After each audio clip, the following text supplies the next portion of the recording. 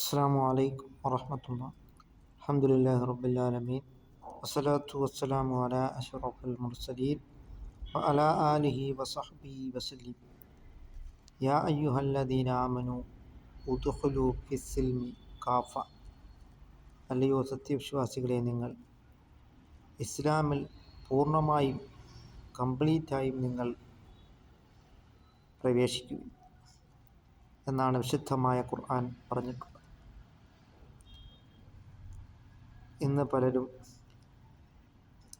നിസ്കരിക്കും, നോമ്പെടുക്കും, സക്കാത്ത് കൊടുക്കും, പക്ഷേ മാസത്തിലൊരിക്കൽ വെള്ളമടിക്കും, മാസത്തിലൊരിക്കൽ ലോട്ടറി അടിക്കും.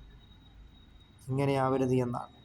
അതായത് പൂർണ്ണമായിട്ടും നിങ്ങൾ ഇസ്ലാമിലേക്ക് പ്രവേശിക്കുവിൻ.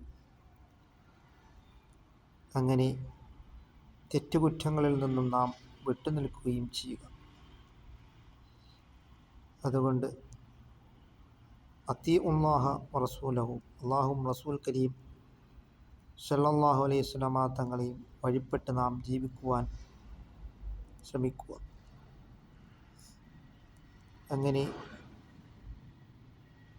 ഇത്തഖുല്ലാഹ്, അല്ലാഹുവിനെ നാം തഖ്വ ചെയ്ത് നാം ജീവിക്കുവാനും ശ്രമിക്കുക. വിശുദ്ധമായ റമളാനിലാണ് നാം നിലനിൽക്കുന്നത്. റമളാനു ഉമ്മത്തി, വിശുദ്ധമായ റമളാൻ എൻ്റെ ഉമ്മത്തിൻ്റെ മാസമെന്നാണ് സയ്യിദുനാ മുഹമ്മദ് റസൂലുള്ളാഹി സ്വല്ലല്ലാഹു അലൈഹി വസല്ലമ തങ്ങൾ പറഞ്ഞിട്ടുണ്ട്.